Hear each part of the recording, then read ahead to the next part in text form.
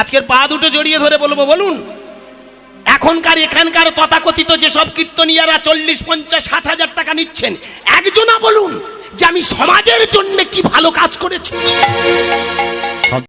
সুধী দর্শকবৃন্দ, আপনাদেরকে নমস্কার।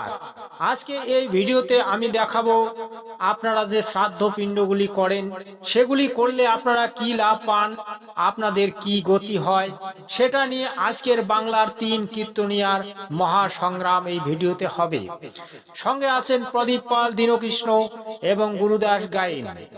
আসলে আমরা শ্রাদ্ধ পিণ্ড করি, ব্রাহ্মণরা আমাদের দ্বারা শ্রাদ্ধ পিণ্ড করায়, কিন্তু এর মূল তত্ত্বটা আজ পর্যন্ত ব্রাহ্মণরা কিন্তু আমাদেরকে বলেনি। আজ বাংলার এই মহান কীর্তনিয়ার দল আপনাদেরকে জানাবে শ্রাদ্ধ পিণ্ড করলে আপনাদের বাবা মা ঠাকুরদা দাদু দিদিমারা কোথায় পৌঁছে যায়। শ্রাদ্ধের নামে যে ব্যবসাটা চলছে, এই ব্যবসাটা কবে বন্ধ হবে সেটা আপনারা নির্ণয় করবেন এবং সুন্দর করে একটা কমেন্ট পাঠাবেন। চলুন তাহলে ভিডিওটা স্টার্ট করি। জয় নিতাই। প্রথমে আপনাদের ছোট্ট ছোট্ট কয়েকটা তত্ত্ব বলে দিয়ে আমি লীলার মধ্যে যাব। ভক্তদের একটু নির্দেশ আছে, লীলা সামান্য থেকে তার মধ্যে একটু তত্ত্বের মধ্যে যেতে হবে। তারপর দ্বিতীয় প্রশ্ন হচ্ছে, আপনারা যে সময় কীর্তন আরম্ভ করলেন সে সময়টা অসময়, বিশেষ করে বর্ষাকালের দিনে সন্ধ্যে 7টা থেকে আরম্ভ করলে একটু সময় দেওয়া যায়, আর যত রাত্রি হবে তত তো ঘুম পেলে নিতাই গৌর হরিবল হয়ে যাবে। এই জন্য আপনাদেরকে বলে যাই, এই ছোট্ট সংক্ষিপ্ত সময়ের মধ্যে আপনাদের ছোট্ট তত্ত্বের মাধ্যমে ঠিক সময়ে আমি শেষ করব, আপনাদের চিন্তা নেই। এখন প্রথম প্রশ্ন হচ্ছে যে শ্রাদ্ধ বাড়িতে দেখবেন সবাই খায় না, নয় কি? আপনাদের এখানে হয় কিনা জানি না, আমাদের দিকে শ্রাদ্ধ বাড়িতে সবাই খায় না। অনেকে প্রশ্ন করে যে শ্রাদ্ধ বাড়িতে সবাই খায় না কেন? মায়েরা অনেকে দেখবেন শ্রাদ্ধ বাড়িতে খায় না, জিজ্ঞেস করায় তুই খাস না কেন? ও বলে আমার বাবা খায় না বলে আমি খাই না। ও জানে না, ওর বাবাও জানে না, শুনে শুনে করছে। কিন্তু জেনে নিতে হবে যে শ্রাদ্ধ বাড়িতে কেন খেতে নেই। যিনি যার নামে শ্রাদ্ধ, তিনি যদি ধার্মিক মানুষ হন, হরে কৃষ্ণ, তিনি যদি তার ভক্তি থাকে ভগবানের প্রতি, তবে তার শ্রাদ্ধে কিন্তু সবাই সেবা করতে পারে। কিন্তু যদি হরে কৃষ্ণ, কিন্তু যদি জানা যায় যার নামে শ্রাদ্ধ হচ্ছে, মায়েরা হরে কৃষ্ণ মন দিয়ে শুনবেন, যার নামে শ্রাদ্ধ হচ্ছে তিনি যদি পাপ কর্ম করেছেন, তিনি যদি অধর্ম করেছেন, তবে তার শ্রাদ্ধে যে অন্নটা দেওয়া হয় সেটা পাপের অন্ন হয়ে যায়। তাহলে আপনারা প্রশ্ন করবেন, আমরা চিনব কি করে যে শ্রাদ্ধ বাড়িতে কে পাপ করেছে আর কে ধর্ম করেছে? এই জন্য যারা শ্রাদ্ধ করায়, শাস্ত্র বলছে তাদের নিয়ম হচ্ছে যে যার নামে শ্রাদ্ধ, সেই শ্রাদ্ধের সময় ভগবানের প্রসাদ দিয়ে দিতে হয়। যদি ভগবানের প্রসাদ দিয়ে শ্রাদ্ধ করা যায় তাহলে সেই শ্রাদ্ধে সবাই খেতে পারে। দর্শক, আপনারা শুনলেন প্রদীপ পালের কথা কীর্তন। প্রদীপ পাল যেভাবে তত্ত্বটি দিলেন, তত্ত্বটি অত্যন্ত গুরুত্বপূর্ণ। তাই এবার আমরা অন্য কীর্তনিয়ার তত্ত্ব কথা শুনব, যেটা কিন্তু আপনাদেরই কাজে লাগবে। তাই ভিডিওটি শেষ পর্যন্ত দেখবেন এবং অবশ্যই একটা ভিডিওটিতে লাইক করবেন, বন্ধু বান্ধবদের মধ্যে শেয়ার করবেন। সৎসাহে। মা মরে গেছে, মাকে নাকি পিণ্ডি দিলে স্বর্গে চলে যায়। বাবা মরে গেছে, বাবা নাকি তাকে ভালো করে পিণ্ড দিলে, শ্রাদ্ধ করলে স্বর্গে চলে যাবে। কে বলেছে? ঠাকুর মশাই। কি তাই না? তা মা মরে গেছে, বাবা মরে গেছে, পিণ্ড দিতে হবে, স্বর্গে চলে যাবে। বাবা মরে গেছে, স্বর্গে চলে যাবে। কোনোদিন ভেবে দেখেছেন ঠান্ডা মাথায় যে লোকটা কোনোদিন হয়তো কোনো ভালো কাজ করেনি, আমি তার ঠেলে ঠেলে পাঠাবো স্বর্গে? আমাদের বর্তমান দিনে সেটা আজও চলছে। আমরা তো শিক্ষিত সমাজ, বলুন না। একটা মা মরে গেল, বাবা মরে গেল, তার শ্রাদ্ধ করলে নাকি স্বর্গে চলে যায়। বলুন এটা কারা করে গেছে? যারা চিটিংবাজ ব্রাহ্মণ। ভালো করে ভেবে দেখবেন, নিজেদের স্বার্থ সিদ্ধির জন্য সমাজটাকে তারা ধ্বংস করে অপরের মাথায় কাঁঠাল রেখে গোয়া ভেঙে খেয়ে চলে গেল।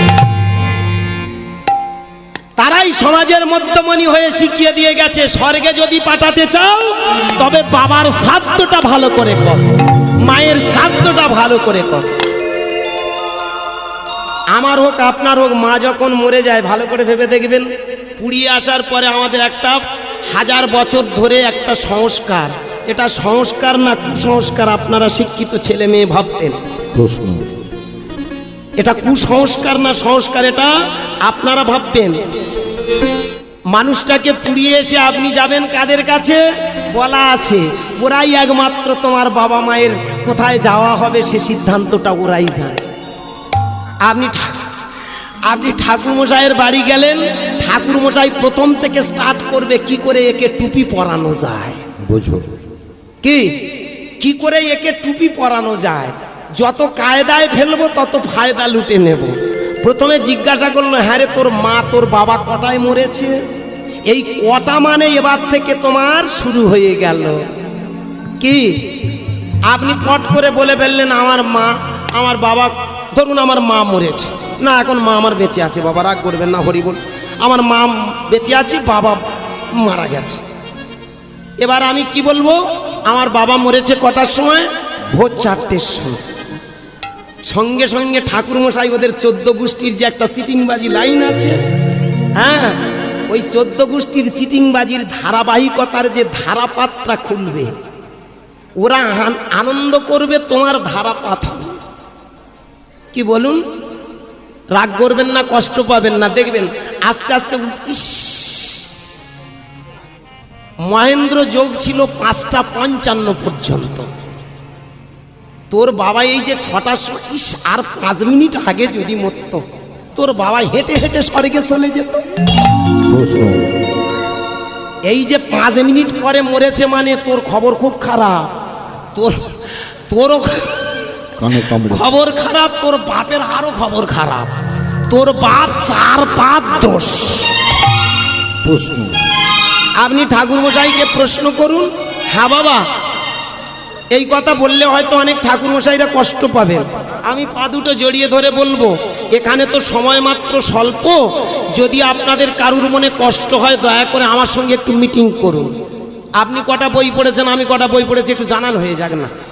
আপনারা শুনলেন গুরুদাস গায়নের কথা কীর্তন, তিনি শ্রাদ্ধ সম্পর্কে কি বললেন সেটা আপনারা মোটামুটি বিস্তারিত জানলেন।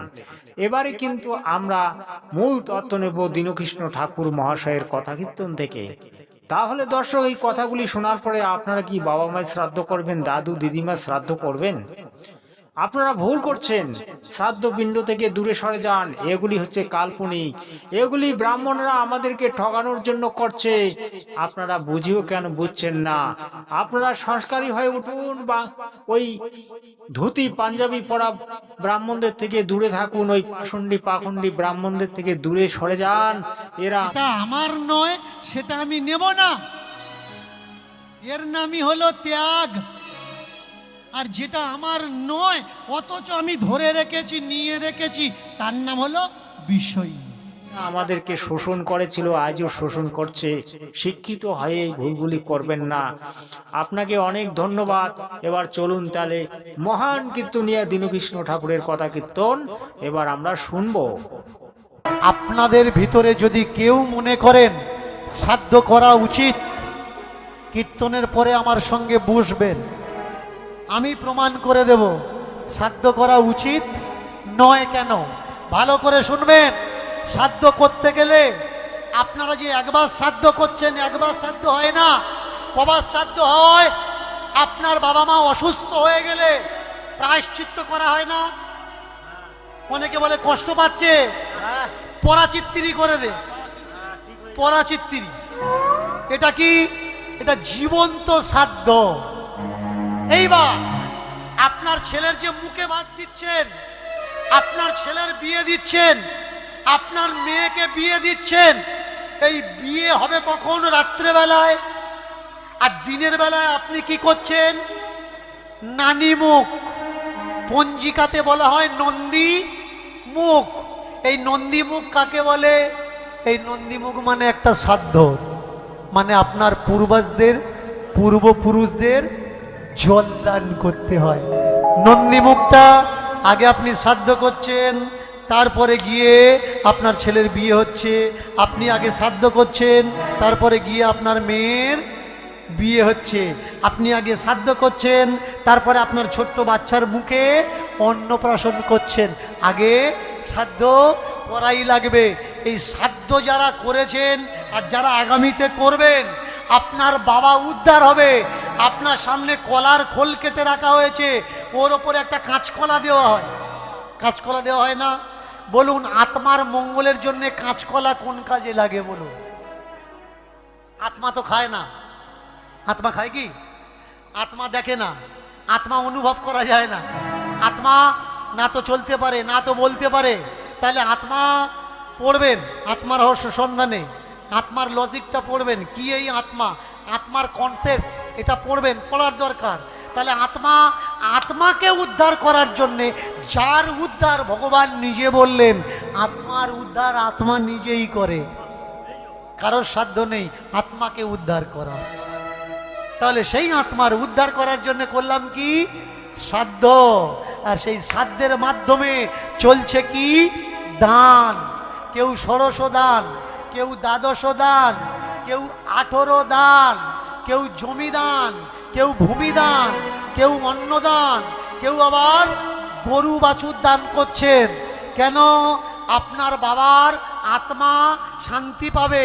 আচ্ছা ভাই, সারা জীবন বাবা মার দেখিসনি, বাবা মা যেটা খেতে চাইলো কখনো খেতে দিসনি, তুই ভেবেছিস বাবা মা মরে গেছে, শ্রাদ্ধ করে কলা পিণ্ডি চটকে জামা কাপড় বোঝা করে বামনে দিবি, বামন নিয়ে চলে যাবে, আর তোর বাবার আত্মা শান্তি পাবে?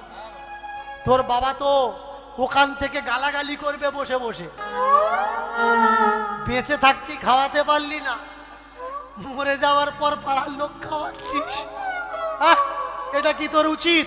অনেকে বলে মরা ব্যক্তিকে খাওয়াতে গেলে ব্রাহ্মণের মুখ থেকেই মরা ব্যক্তি খায়। ভালো করে শুনবেন, আপনার বাবা যেটা খাওয়ার ইচ্ছা ছিল আপনি খাওয়াতে পারেননি, ব্রাহ্মণকে খাওয়াবেন। খাওয়ালে আপনার বাবা, মরা বাবা পেয়ে যাবে। আপনার বাবার যেটা পড়ার ইচ্ছা ছিল পড়াতে পারেননি, ব্রাহ্মণকে দিয়ে দেবেন। দিলে আপনার বাবা সেটা পড়তে পারবে।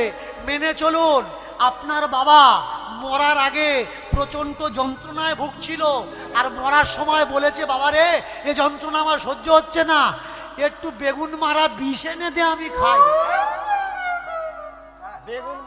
বেগুনে পোকা মারা বিষ কোনো ছেলে দিতে পারবে?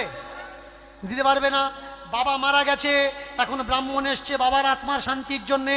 আপনি যদি বলেন, পণ্ডিতজি আপনাকে খাওয়ালে আমার মরা বাবা খাবে, আমার মরা বাবা শেষ ইচ্ছা ছিল যে প্রচন্ড যন্ত্রণা হতো, একটু বেগুনে দেওয়া বিষ খাবে, আপনি একটু খান, ও খাবে তো?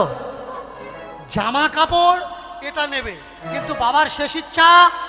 আপনার বাবা যে ওষুধগুলো খেত, হার্টের ওষুধ, সুগারের ওষুধ, পুরো এখনো কমপ্লিট হয়নি, বাবা মারা গেছে। আপনি যদি ব্রাহ্মণকে বলেন, ঠাকুরমশাই আর 4 দিনের ওষুধ আছে, আমার বাবা তো খেয়ে যেতে পারেনি, উপরে গিয়ে কন্ডিশন কি হচ্ছে না হচ্ছে, 4 দিনের ওষুধ দয়া করে খান,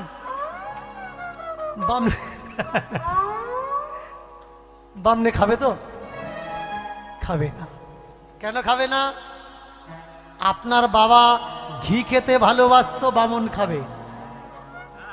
আপনার বাবা শালগায় দিতে ভালোবাসতো, ওটা নেবে। কিন্তু আপনার বাবা সুগারের ওষুধগুলো ওরা খাবে না, আপনার বাবার ভিপির ওষুধগুলো ওরা খাবে না, আপনার বাবার মাথা যন্ত্রণার ওষুধগুলো ওরা খাবে না।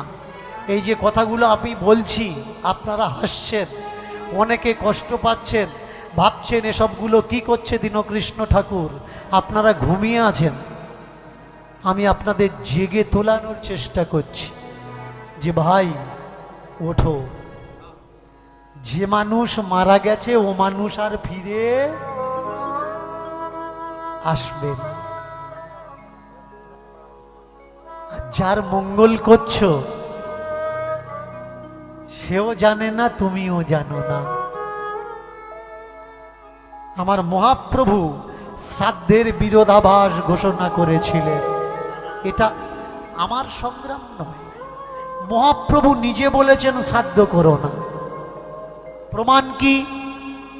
মহাপ্রভু নিজে বলেছেন মানুষ মরে গেলে পুড়িও না, সমাধি দাও। প্রমাণ কি?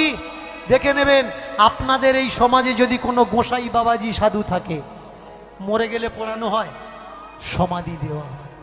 গোসাই বাবাজিরা যদি মরে যায় কি করে? সারা রাত গোসাইরা এসে কীর্তন করে, মহোৎসব করে, আর ঠাকুরের কাছে প্রার্থনা করে, ঠাকুর এ জগতে ছিল, আমরা দেখাশোনা করেছি, এখন তোমার কাছে গেছে, তুমি দেখাশোনা করো, এখন সম্পূর্ণ তোমার হাত। একটা গোসাইকে তার আত্মার শান্তির জন্য যদি হরে কৃষ্ণ করলে তার আত্মা শান্তি হয়ে যায়, তাহলে আপনার আর আমার বেলা শ্রাদ্ধ কেন করা লাগবে? আমার বাবার বেলা কেন আমরা হরে কৃষ্ণ করে তার আত্মা শান্তি করতে পারবো না? কেন ডাকা লাগবে ওই ফট জোচ্চরগুলো যারা আমাদের ইনকামের আধা পয়সা নিয়ে চলে যাবে? হ্যাঁ, এটা দিবি, ওটা দিবি। এই সেদিনেকার কথা শুনুন, একটা মেয়ে মারা গেছে, 2 ছেলে, স্বামী বেঁচে আছে, ট্রিটমেন্ট করতে করতে ব্রেন স্ট্রোক হয়েছে, জায়গা জমি একেবারে শেষ হয়ে গেছে। আপনারা অনেকে জানেন, স্ট্রোকের রুগী যদি কৃপা করে কোনো নার্সিংহোমে ঢুকেছে, কৃপা করে দয়া করে যদি কোনো নার্সিংহোমে ঢোকে, প্রত্যেক দিন 60-70 হাজার টাকার বিল হয়। দেখবেন ভেন্টিলেশন দিয়ে রুগীকে বাঁচিয়ে রাখা হয়। কেন বাঁচিয়ে রাখা হয়? আপনার টাকা আছে তাই। আপনি যেদিন বলবেন ডাক্তারবাবু আর নেই, ও আপনাকে বলে দেবে আপনার বউ আর নেই। এই হচ্ছে প্রকৃত সত্য। যতদিন টাকা থাকবে মরা মানুষও বেঁচে থাকবে, টাকা নেই জ্যান্ত মানুষ মারা যাবে। সব শেষ হয়ে গেছে, বউও শেষ হয়ে গেছে। এইবারে এসেছে, যেদিন মারা গেছে ব্রাহ্মণের কাছে বিধান নিচ্ছে, বললে তোর বউ 3 পদোষ পেয়েছে, 3 পদোষ পেয়েছে। 27 খানা ব্রাহ্মণ ডাকা লাগবে। শান্তি না করলে তোদের কিন্তু বড় ক্ষতিবতী হবে। এ ব্যক্তি বলছে আমার টাকা পয়সা কিচ্ছু নেই, যাও করে সেরে দিন। বললে এই দেখ, করবি কর, না হলে করিস নে, কারণ ভূত পেতের পেছনে ঘাঁটা দিয়ে মরবি, পেতের পিছনে ঘাঁটা দিতে নেই। অবস্থাটা দেখেছো? দোষ পেল, আপনার মা দোষ করেছে আপনি জানেন না, এরা জানে। আপনার বাবা দোষ করেছে আপনি জানেন না, এরা জানে। লেখা আছে কোথায়? পঞ্জিকাতে। এই পঞ্জিকাটা তৈরি করেছে কে? আপনি আমি না, পঞ্জিকা তৈরি করেছে এরা। দোষ তৈরি করলো এরা, স্বর্গ তৈরি করলো এরা, নরক তৈরি করলো এরা। কিন্তু প্রকৃত পক্ষে সনাতনীরা জীবনে কখনো শ্রাদ্ধ করেনি। ইতিহাস খুলে দেখুন, শ্রাদ্ধ নামক শব্দটা আমাদের ভিতরে ছিল না। দর্শক দেখুন, এটি জ্ঞানগঙ্গা পুস্তক। এই জ্ঞানগঙ্গা পুস্তকে শ্রাদ্ধ সম্পর্কে কিছু বর্ণনা আছে এবং গীতায় বর্ণনা আছে।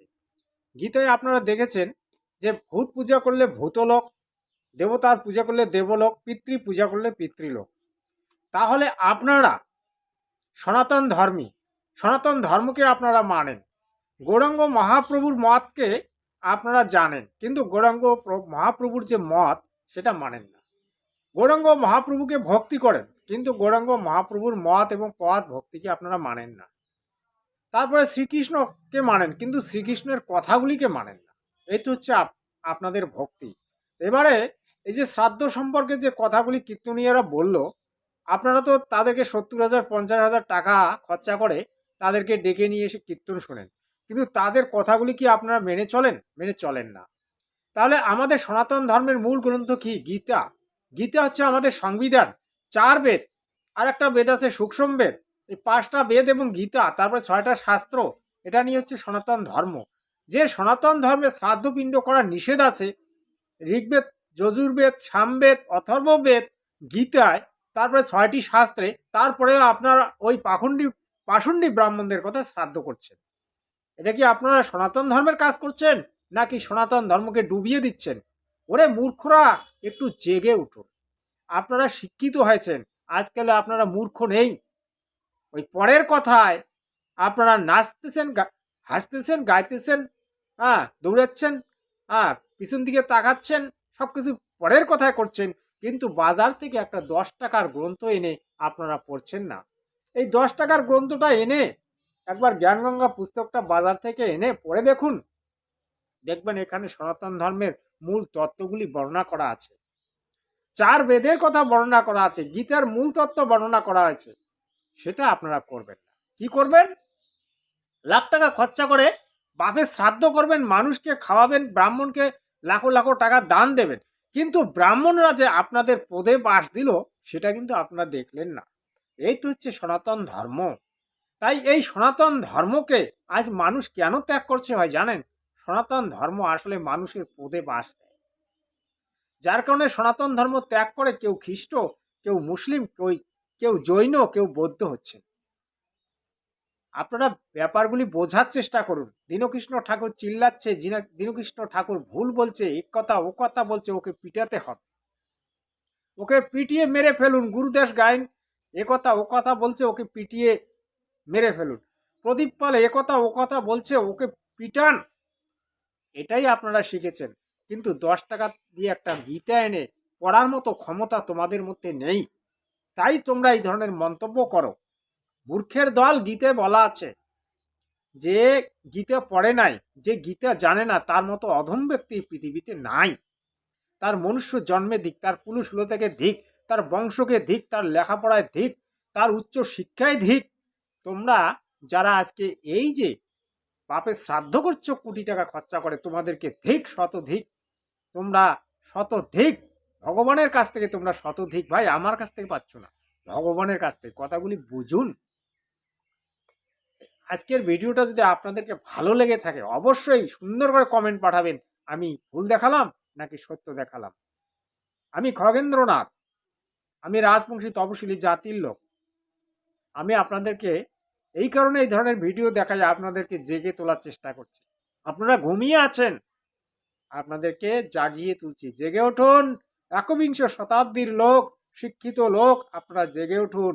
ওই পাখণ্ডি ব্রাহ্মণদের কথায় উঠবোস করবেন না।